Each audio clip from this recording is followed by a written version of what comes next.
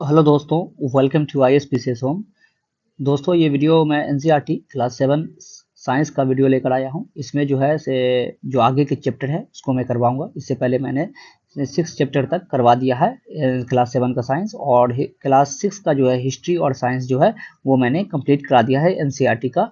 और क्लास 7 की हिस्ट्री भी कंप्लीट हो गई है। तो ये साइंस का अगला लेक्चर है, और इसके बाद जो है एक दो लेक्चर आ रहा आएगा साइंस का, और जो है साइंस भी कंप्लीट हो जाएगा आपका एनसीईआरटी 7, और उसके बाद 8 का मैं शुरू करूंगा। तो दोस्तों, आप लोग किसी भी एग्जामिनेशन की तैयारी कर रहे हैं या 69th बीपीएससी की तैयारी कर रहे हैं, तो आप लोग जो है इस चैनल से जुड़ जाइए। यहाँ पे फाउंडेशन लेवल से जो है मैं तैयारी करवा रहा हूँ आपका। सबसे पहले एनसीईआरटी, और उसके बाद जो है साथ साथ सप्लीमेंट्री बुक से भी मैं करवाऊंगा। पहले 12 तक जो है एनसीईआरटी में करवा दूंगा, ताकि जो है एनसीईआरटी से कोई भी क्वेश्चन पूछे, और जो है अब अधिकांश क्वेश्चन जो है एनसीईआरटी से पूछा जा रहा है, डीपली पूछा जा रहा है हर एग्जामिनेशन में। तो आप लोग यहाँ से जो है अच्छे से तैयारी कर लीजिए। ये एमसीक्यू फॉर्म में है, और इसको जो है मैं एक्सप्लेन भी कर देता हूँ, ताकि कोई भी क्वेश्चन जो है आपको कहीं पे कोई डाउट ना रहे, और सारे डाउट क्लियर हो जाएं। तो दोस्तों, और जैसे ही सेशन खत्म होता है, मतलब कि जो ये पूरा जो है से खत्म हो जाएगा एनसीईआरटी ये जिस क्लास का, तो उसका जो है पीडीएफ मैं टेलीग्राम पे डाल देता हूँ। तो आप जो है टेलीग्राम से जो है इसे डाउनलोड कर लीजिएगा। पीडीएफ टेलीग्राम से जुड़ जाइए। टेलीग्राम का नाम इसी चैनल के नाम से है, ISPCS होम। और जो है लिंक जो है आपको डिस्क्रिप्शन बॉक्स में भी मिल जाएगा। तो वहां से जो है आप जुड़ के इसको डाउनलोड कर लीजिएगा। और दोस्तों, आप 68 बीपीएससी मेंस की तैयारी कर रहे हैं, तो इसके लिए भी चैनल से जुड़ जाइए, क्योंकि यहाँ पे जो है आंसर राइटिंग प्रैक्टिस भी मैं करवाऊंगा। और जो भी आंसर राइटिंग प्रैक्टिस करवाऊंगा गेस क्वेश्चन का, जैसे पहले भी मैंने गेस क्वेश्चन किया था, तो उससे बहुत सारे क्वेश्चन आप देखेंगे। अगर वीडियो में जाकर देख सकते हैं, बहुत सारे क्वेश्शन आपको देखने को मिलेगा एग्जामिनेशन में 67 बीपीएससी में। और यहाँ जो है 68 बीपीएससी गेस क्वेश्चन का आंसर राइटिंग प्रैक्टिस में करवाऊंगा, और जो है वो पीडीएफ भी मैं टेलीग्राम पे आपको डाल दूंगा। GS1 GS2 और निबंध पे जो है आंसर राइटिंग प्रैक्टिस मैं करवाऊंगा। तो दोस्तों, अगर वीडियो पसंद आए तो इसे लाइक कर दीजिएगा, और चैनल को सब्सक्राइब कर लीजिएगा, और अपने दोस्तों वगैरह में शेयर कर दीजिएगा, ताकि ज़्यादा से ज़्यादा लोग चैनल से जुड़ सके, और जो है अपनी तैयारी यहाँ से कर सके। तो आइए शुरू करते हैं। जो आज का जो 7वां चैप्टर है उसको देखते हैं। क्या है 7वां चैप्टर? तो है कि 7वां मौसम, जलवायु तथा जलवायु के अनुरूप जंतुओं द्वारा अनुकूलन। तो ये जलवायु क्लाइमेट है, और जो है वेदर के बारे में दिया गया है, और जो है उसके अनुरूप जो है लोग कैसे जो है ऑर्गेनिज्म जो है अपने आप को ढालते हैं, उसके बारे में दिया गया है। तो देखते हैं पहला जो है स्टेटमेंट क्या है, पहला क्वेश्चन। तो मौसम और जलवायु के संदर्भ में निम्नलिखित कथनों पर विचार कीजिए। तो मौसम और जलवायु के बारे में दिया गया है, वेदर और क्लाइमेट के बारे में जो स्टेटमेंट दिया गया है उसको हम लोग देखते हैं कि क्या है। तो पहला स्टेटमेंट जो है कि किसी स्थान पर तापमान, आर्द्रता, वर्षा, वायु वेग आदि के संदर्भ में वायुमंडल की प्रतिदिन की परिस्थिति उस स्थान का मौसम कहलाती है। तो जो है किसी स्थान पर जो है कोई भी जगह पर जो है टेम्परेचर, मॉइस्चर, उसके बाद जो है रेनफॉल, और जो है जो हवा होती है, पवन होती है, उसकी जो है जो प्रतिदिन जो उसका चेंज होता है, क्या कैसा हो रहा है, उसको जो है मौसम यानी वेदर कहते हैं। तो ये कथन सही है। वेदर जो है तुरंत के इसको बताता है। वो जो है शॉर्ट टर्म को जो है ये रिप्रेजेंट करता है, जो है छोटी अवधि को जो है रिप्रेजेंट करता है। जो है मौसम कम समय में जो है क्या चेंज हुआ, क्या परिवर्तन हो रहा है, तो उसको मौसम कहते हैं, वेदर कहते हैं। तो ये कथन सही है। दूसरा कथन है, किसी स्थान के मौसम को की लंबी अवधि में एकत्रित आंकड़ों के आधार पर बना मौसम का पैटर्न उस स्थान के जलवायु कहलाता है। उपयुक्त कथनों में से कौन सा कथन सही है? तो ये जो है जो लंबे समय तक जो चलता आ रहा है, किसी स्थान पे कोई भी मौसम, कोई भी टेम्परेचर वगैरह की, यहाँ जो है जैसे कि कहीं भी आप जाएंगे, जैसे कि कहीं बहुत लंबे समय तक ठंड ही पड़ रहा है, तो उसके जलवायु को कह देते हैं हम लोग। यहाँ जो है इसकी जो जलवायु है वो जो है शीत जलवायु है, ठंडी जलवायु है। तो उसको जो है क्लाइमेट कहते हैं। जो लंबे समय तक चेंज नहीं होता, लंबे समय के एक ही पैटर्न का रहता है, उसको जलवायु क्लाइमेट कहते हैं। तो दोनों कथन जो है इसमें सही है। ऑप्शन 1 और 2 दोनों जो है सही है। उसके बाद नेक्स्ट है कि ध्रुवीय क्षेत्र के संदर्भ में निम्नलिखित कथनों पर विचार कीजिए। तो ध्रुवीय क्षेत्र जो है पोल्स के जो एरिया है उसके बारे में दिया गया है। पोल्स के बारे में, यहाँ 6 महीने के दिन और 6 महीने की रात होती है। तो ये कथन जो है वो सही है कि यहाँ 6 महीने दिन और 6 महीने जो है वो रात होती है। ये क्षेत्र सदैव बर्फ से ढके रहते हैं तथा सर्दियों में तापमान -37 डिग्री सेल्सियस तक हो जाता है। तो ये भी कथन सही है कि हमेशा जो है ये बर्फ से ढका होता है, और सर्दियों में जो है तापमान यहाँ -37 डिग्री सेल्सियस तक चला जाता है। यह ध्रुवीय भालू पेंगुइन और रेनडियर पाए जाते हैं, तो ये भी सही है कि यहाँ ध्रुवीय भालू, पोलर बियर और पेंगुइन वगैरह जो है पाई जाते हैं, तो ये कथन भी सही है। चौथा है अनेक प्रकार के पक्षी सर्दियों के आते ही यहाँ से अपेक्षाकृत गर्म स्थान पर प्रवास के लिए चले जाते हैं, तो ये भी सही है कि जो पक्षी होते हैं बहुत ज़्यादा सर्दी जब आ जाती है तो यहाँ से उड़ के जो है से गर्म स्थान की तरफ जो है से प्रवास कर जाते हैं, जैसे कि साइबेरियन क्रेन वगैरह जो है वो भारत में राजस्थान वगैरह की तरफ आ जाता है। तो ये दोनों कथन, चारों कथन जो है इसमें सही है। तो इसमें पूछा गया उपयुक्त कथनों में से कौन सा कथन सही है, तो चारों कथन जो सही है, तो ऑप्शन डी इसका आंसर हो जाएगा कि इसमें चारों कथन जो है वो सही है। अब देखते हैं नेक्स्ट क्वेश्चन।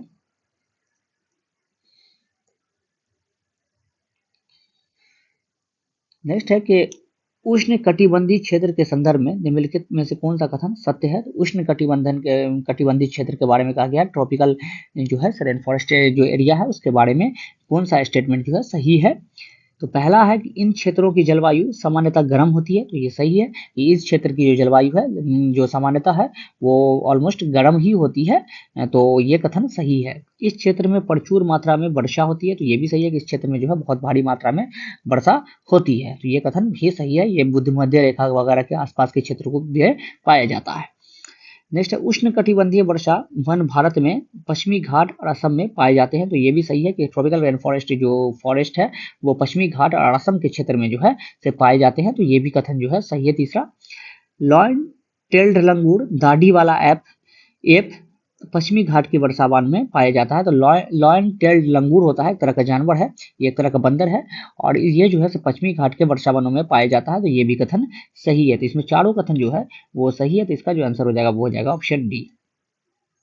नेक्स्ट जो है वो है चैप्टर नंबर 8 पवन तूफान और चक्रवात, तो मतलब कि जो है विंड स्टॉर्म और जो साइक्लोन के बारे में दिया गया है। तो देखते हैं क्या है पहला क्वेश्चन इसमें, तो वो है निम्नलिखित कथनों पर विचार कीजिए। तो पहला जो स्टेटमेंट है देखते हैं क्या है कि भूमध्य रेखा के आसपास के क्षेत्र को सूर्य की अधिकतम ऊष्मा मिलती है, तो ये कथन सही है कि भूमध्य रेखा इक्वेटर के पास के जो एरिया होता है जो क्षेत्र होता है वहाँ सूर्य की जो है अधिकतम ऊष्मा यानी हीट मिलती है सूरज की, और जिसकी वजह से जो है वो क्षेत्र गर्म होता है और वहाँ वर्षा भी हमेशा होती रहती है।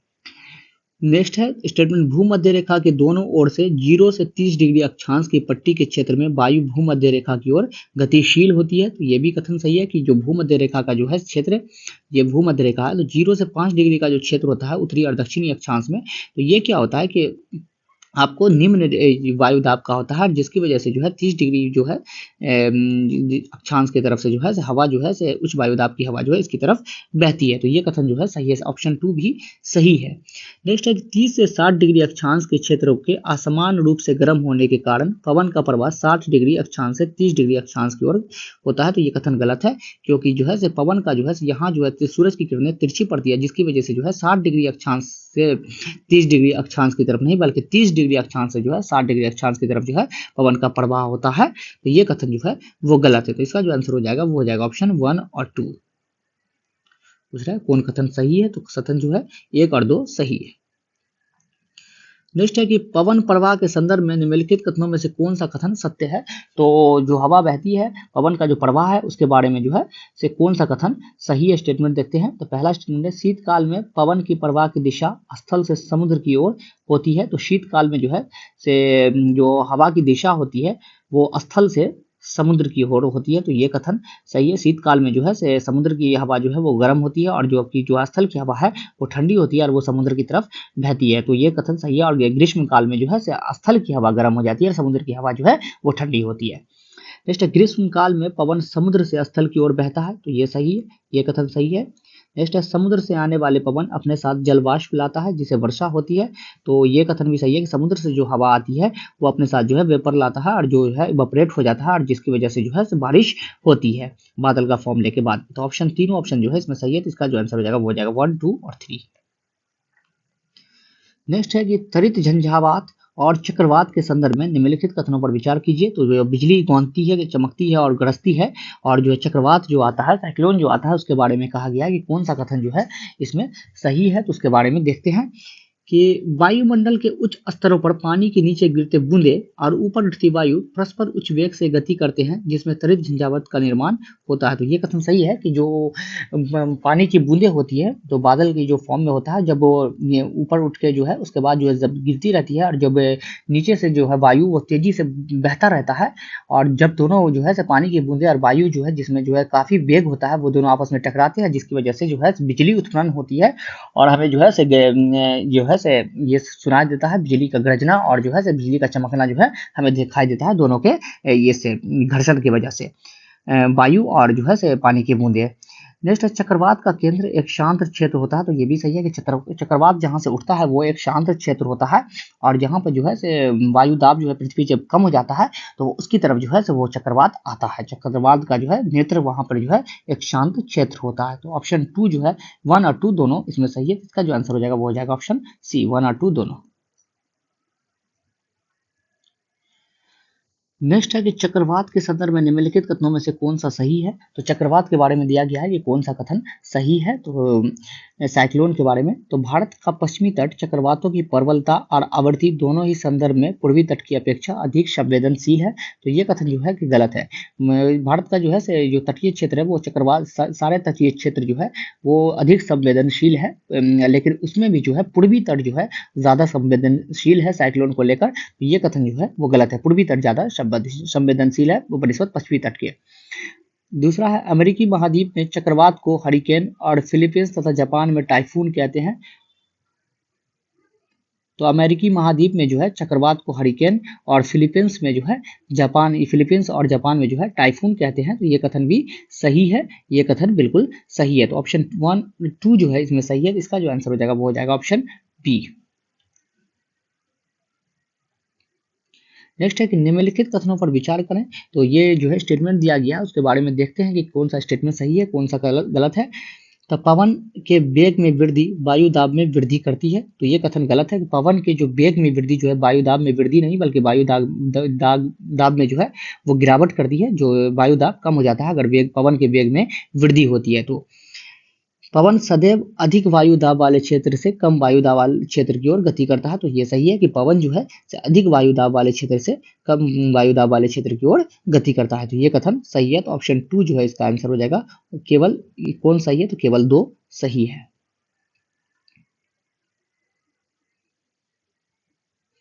नेक्स्ट है कि चक्रवात के दुष्प्रभावों को कम करने में निम्नलिखित में से कौन सी व्यवस्थाएं सहायक हो सकती है। तो साइक्लोन जो है उसका जो इफेक्ट पड़ता है उसका जो उससे जो है कि क्या क्या उपाय करें जिससे जो है से उससे जो है से बचा जा सकता है, और प्रिकॉशन क्या क्या प्रिकॉशन लिया जा सकता है। तो देखते हैं। पहला है चक्रवात पुनः पूर्व अनुमान और चेतावनी सेवा जो है। तो हाँ ये सही है कि पूर्व अनुमान लग जाए जो है से हमें पहले से ही पता चल जाए कि चक्रवात आने वाला है, और इस तरह की कुछ सर्विस जो है हम लोग प्रोवाइड करें, चेतावनी दे दे जो है से। तो ये जो है से पहले से ही सूचित कर दिया जाए चक्रवात आने वाला है, लोग जो है से एकदम अलर्ट हो जाए। तो ये एक इससे बचा जा सकता है इससे इफेक्ट से। दूसरा है चक्रवात संभावित क्षेत्रों में चक्रवात आश्रयों का निर्माण और लोगों को तेजी से सुरक्षित स्थानों पर पहुंचाने के लिए प्रशासनिक व्यवस्था। तो ये भी सही है कि चक्रवात जहां पे अक्सर आता है तो वहां पे जो है चक्रवात आश्रयों का निर्माण किया जाए और जल्दी से लोगों को जो है एक सुरक्षित स्थान पर पहुंचा दिया जाए जान माल के साथ, ताकि कम क्षति और हानि जान माल की हो। नेक्स्ट, जनता द्वारा मौसम विभाग को चेतावनी को गंभीरता से लेना, आपातकालीन सेवाएं जैसे पुलिस, अग्निशमन दल, चिकित्सा केंद्रों का टेलीफोन नंबर साथ रखना। तो जो भी इंफॉर्मेशन प्रोवाइड किया जाता है तो जनता उसको जो है से गंभीरता से ले, सीरियस ले, और जो है से आपातकालीन जो इमरजेंसी सर्विस होता है जैसे पुलिस और जो है से फायर एक्सटिंग्विश वगैरह फायर, तो और जो है डॉक्टर वगैरह की उपलब्धता हो, और जो है से लोग जो है वो तुरंत जो है से मिल जाए और लोगों को जो है परेशानी ना हो, ताकि जो है से और खास करके चिकित्सा वगैरह का जो है ये ज़्यादा होना चाहिए, तुरंत होना चाहिए, क्योंकि ऐसा ना हो कि बीमारी जो है उसकी वजह से बीमारी भी फैल जाए और महामारी का रूप ले ले, तो ये एक बहुत बड़ा समस्या भी हो सकता है। तो ये जो है ये सारे उपाय से जो है चक्रवात से बचा जा सकता है। नेक्स्ट है पेयजल का संग्रहण पड़ोसियों, मित्रों तथा बचाव दल के साथ यथासंभव सहयोग और सहायता। तो ये सही है कि पेयजल का जो है पानी के जो पीने का जो जल है उसका जो है से संग्रहण किया जाए, उसका जो है से बचाया जाए, ताकि जो है से ऐसे मुश्किल वक्त आए तो उसको जो है इस्तेमाल किया जाए और लोग जो है एक दूसरे का सहयोग करें और जो है जितना सहयोग और सहायता हो सके एक दूसरे का करें और बचाने में लोगों की मदद करे। तो ये इन सबसे जो है चक्रवात की जो है जिससे इससे क्षति और हानि जो है इससे कम किया जा सकता है, इससे जो लॉस वो कम हो सकता है। तो इसमें जो चारों कथन वो सही है, तो ऑप्शन डी जो इसका आंसर हो जाएगा 1, 2, 3 और 4 जो है सही कथन है।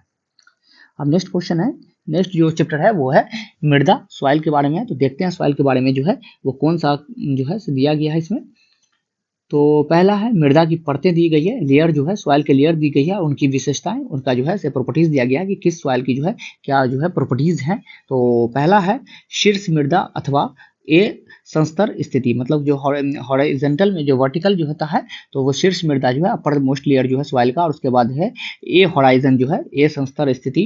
तो उसमें क्या जो है उसकी क्या विशेषता है, तो उसकी जो विशेषता है तो उसकी विशेषता है कि यह परत मृदु सरंध्र और अधिक जल को धारण करने वाली होती है। तो ये पहला ही कथन जो है इसका है कि ये जो है इसकी जो परत होती है, इसका जो लेयर होता है वो अधिक जल को धारण करती है, जल को अवशोषित करती है। दूसरा है मध्य परत मिडिल लेयर जो होता है जिसको वी होराइजन कहते हैं। तो इसका जो है क्या है, तो इसका जो है कि यह दरारों नहीं, इस परत में शीर्ष मृदा से ह्यूमस कम परंतु खनिज अधिक होते हैं। तो इसका जो है 3 हो जाएगा कि इसमें जो है से जो शीर्ष मृदा है जो अपर मोस्ट लेयर है उससे जो है से ह्यूमस तो कम होता है, लेकिन इसमें जो है मिनरल्स की अधिकता होती है, मिनरल्स ज़्यादा पाए जाते हैं शीर्ष मृदा की अपेक्षा। तीसरा है तीसरी परत अथवा सी संसत्र स्थिति। तो जो तीसरी परत है थर्ड लेयर है और जो है से सी होराइजन जिसको कहते हैं। तो इसमें है कि सी होराइजन में क्या है कि यह दरारें और विंध्युक्त शैलों के छोटे ढेलों की बनी होती है। तो ये जो है ढेलों की बनी होती है और इसमें जो है दरारें वगैरह से होती हैं। तो ये कथन जो है तीसरी जो है सी होराइजन के बारे में है कि ये छोटे छोटे ढेलों से ये बनी होती है। आधार शेल, तो आधार शेल जो है बेस जो लेयर होता है वो क्या है, यह कठोर होती है और इसे फावड़े से खोदना कठिन होता है। ये काफ़ी कठोर होता है, इसको जो है फावड़ों से खोदना जो है वो कठिन होता है, कि इसे लिए कोई मशीन वगैरह का उपयोग करना ज़्यादा अच्छा रहता है, फावड़ों से नहीं खोदा जा सकता है। तो आप जब खुदाई वगैरह होती होगी, चापाकल वगैरह अगर आता था पहले, तो आपने देखा होगा कि बहुत सारा लेयर होता है, हर तरह में जो है हर तरह की मिट्टी जो है हर लेयर में आप देखते होगा निकलता होगा पाइप के थ्रू। तो वो जो है इसका जो आंसर हो जाएगा ए का 1, बी का 3, सी का 2 और डी का 4। इसका जो हो जाएगा वो हो जाएगा ऑप्शन बी। उसके बाद नेक्स्ट है, तो देखते हैं कि निम्नलिखित कथनों पर विचार कीजिए। तो स्टेटमेंट दिया गया है, देखते हैं क्या है कि पादपों के उगने के लिए सबसे अच्छी शीर्ष मृदा दोमट मृदा है। तो सही है कि प्लांट्स वगैरह के जो है उगने के लिए दोमट मृदा जो है वो सबसे अच्छी होती है। नेक्स्ट है कि दोमट मृदा बालू, चिकनी मिट्टी और गाद का मिश्रण है। तो ये भी सही है, दोमट मृदा जो है वो बालू, चिकनी मिट्टी और गाद का मिश्रण होता है।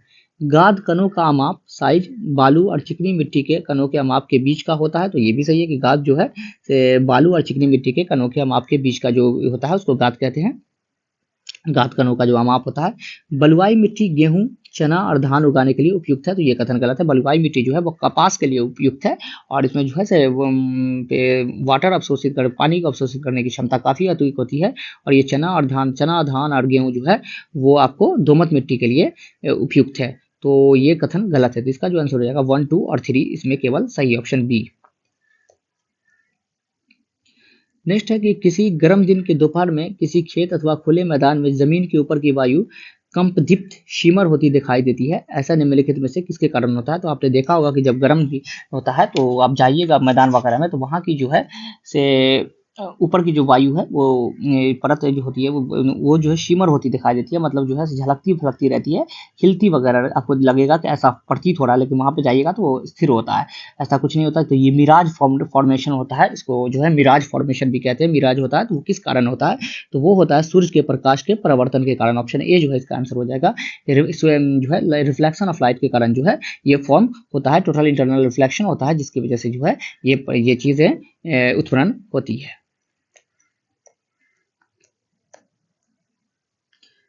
नेक्स्ट है कि मृदा के संबंध में निम्नलिखित कथनों पर विचार कीजिए। तो इसके बारे में दिया गया है, सॉइल के बारे में स्टेटमेंट देखते हैं क्या है।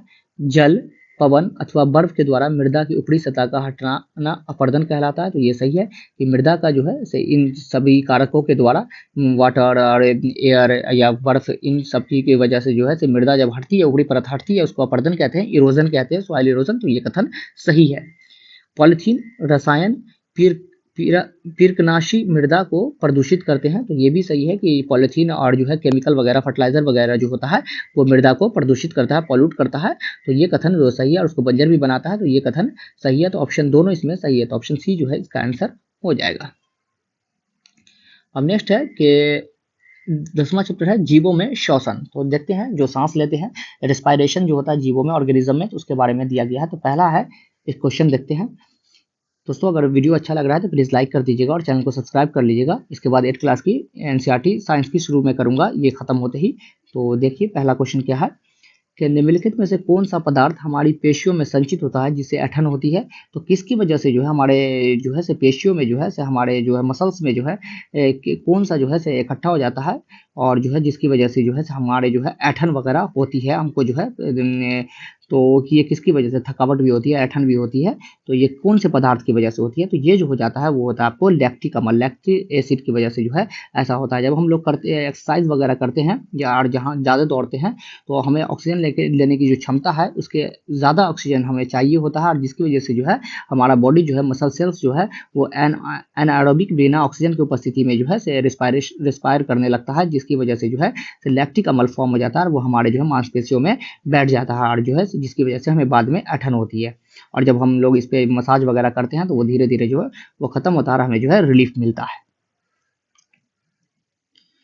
नेक्स्ट है अतःश्वसित वायु तथा उच्छ्वसित वायु में ऑक्सीजन का प्रतिशत कितना होता है। तो मतलब जब हम सांस लेते हैं तो उसमें, और जब सांस छोड़ते हैं तो उसमें जो है ऑक्सीजन की मात्रा कितनी होती है। तो हमें पता है कि वायु में जो ऑक्सीजन की मात्रा है तो वो 21% है लगभग, और जो है तो जब सांस लेते हैं तो 21% जो है ऑक्सीजन की मात्रा होती है, और जब सांस छोड़ते हैं तो जो है ऑक्सीजन की मात्रा जो हो जाती है वो हो जाती है 16.4%। ऑप्शन ए जो है इसका आंसर है। कुछ ऑक्सीजन जो है हमारा जो श्वसन के द्वारा जो है हमारे शरीर में जाता है, और जो है वो जो है हमारे जो है डाइजेशन सिस्टम में हेल्प करता है और हमको जो है एनर्जी प्रोवाइड करता है, जो ऑक्सीजन और बाकी जो है बाहर आ जाता है वो जो हम सांस छोड़ते हैं कार्बन डाइऑक्साइड के साथ। और इसमें जो है 16.4% ऑक्सीजन होता है, 4.4% जो है वो कार्बन डाइऑक्साइड होता है। नेक्स्ट है कि निम्नलिखित कथनों में से कौन सा सही है। तो दिया गया स्टेटमेंट है, इसमें से कौन सा जो है वो सही कथन है। तो पहला है भोजन में संचित ऊर्जा श्वसन के समय निर्मुक्त होती है। तो ये सही है कि भोजन में जो है संचित ऊर्जा जो है वो हमें श्वसन के समय निर्मुक्त होती है, कि मतलब जो है जो ऊर्जा जो प्राप्त होती है, जब हमको जो एनर्जी प्राप्त होती है भोजन से, वो जब हम सांस लेते हैं तो उसके बाद ही जब टूटता है भोजन तो ग्लूकोज वगैरह के फॉर्म में, तब हमको एनर्जी प्रोवाइड होती है, और जो ब्लड जो है कैरी करता है ऑक्सीजन के थ्रू, तो अब हमको एनर्जी प्रोवाइड होता है। तो ये कथन बिल्कुल सही है। दूसरा है कोशिका के अंदर ऑक्सीजन का उपयोग करके ग्लूकोज, कार्बन डाइऑक्साइड और जल में विखंडित हो जाता है। तो ये सही है। कोशिका जो है के अंदर ऑक्सीजन जो है उपयोग करके जो है ग्लूकोज जो है कार्बन डाइऑक्साइड और जल में विखंडित हो जाता है। तो ये कथन भी सही है। सेल जो है ऑक्सीजन का यूज करके जो है ग्लूकोज को जो है कार्बन डाइऑक्साइड और ऑक्सीजन में तोड़ देता है। नेक्स्ट, ऑक्सीजन की अनुपस्थिति में भोजन विखंडन को वायवीय श्वसन या एरोबिक रिस्पायरेशन कहते हैं। तो ये कथन गलत है कि ऑक्सीजन के उपस्थिति में जो है जब भोजन विखंडन होता है, कोई भी क्रिया होती है तो उसको जो है एरोबिक रिस्पायरेशन कहते हैं। तो और जो है अनुपस्थिति में जो होता है वो होता है एन एरोबिक रिस्पायरेशन। तो ये कथन जो है वो गलत है। तो 1 और 2 जो है इसमें केवल सही है। तो इसका जो आंसर हो जाएगा वो हो जाएगा ऑप्शन ए जो है सही है। नेक्स्ट है कि विभिन्न जंतुओं में श्वसन के संदर्भ में निम्नलिखित कथनों पर विचार कीजिए। तो जो ऑर्गेनिज्म में जो है किस तरह से कौन ऑर्गेनिज्म सांस लेता है, रिस्पायर करता है, तो उसके बारे में दिया गया, श्वसन करता है, श्वसन क्रिया। तो पहला, केचुए श्वसन कार्य त्वचा से करते हैं। तो ये सही है कि केचुए जो होते हैं, वर्म्स जो होते हैं, वो अपने त्वचा से जो है श्वसन करते हैं, तो जिसमें ट्रैकिया होता है उसके थ्रू जो है वो सांस लेते हैं। मेढक में मनुष्य के भांति फेफड़े होते हैं तथापि वे अपने त्वचा से भी श्वसन करते हैं। तो ये भी कथन सही है कि मेढक में जो है फेफड़े होते हैं लेकिन वो अपने त्वचा से भी श्वसन कर सकते हैं, और ये जो है ये भी जो है एम्फीबियंस होते हैं, और ये जो है एम्फीबियंस जो भी होते हैं वो जो है अपने त्वचा से भी श्वसन कर सकते हैं। तो अब दोनों कथन इसमें सही है। तो इसका जो आंसर हो जाएगा वो हो जाएगा ऑप्शन सी।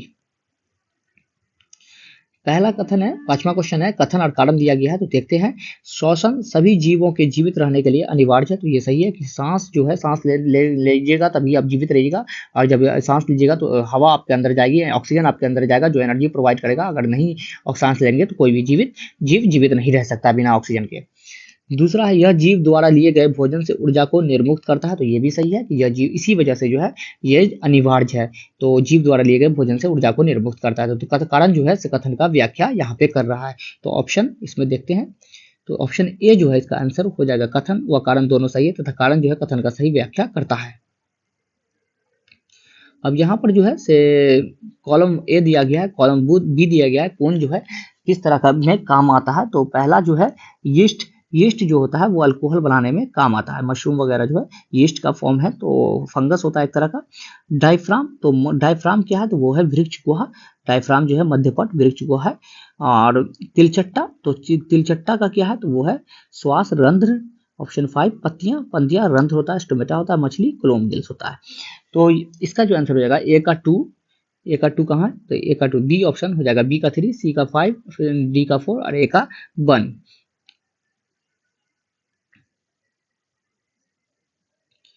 नेक्स्ट है, किसी सामान्य वयस्क व्यक्ति की विश्राम अवस्था में औसत श्वसन दर होती है। तो एक नॉर्मल स्थिति में जो है, नॉर्मल अवस्था में जो है श्वसन दर जो है इंसान की कितनी होती है, रेस्पायरेशन जो है वो कितना मिनट में कितना बार रेस्पायर करता है, लोग सांस लेता है और छोड़ता है, तो वो 15 से 18 प्रति मिनट। ऑप्शन बी जो है इसका आंसर हो जाएगा, 15 से 18 प्रति मिनट जो है वो सांस लेता है छोड़ता है। जब हेवी वर्क करता है तो वो 25 प्रति मिनट ये बढ़ के हो जाता है। नेक्स्ट है, उच्च वसन के समय पसलियाँ।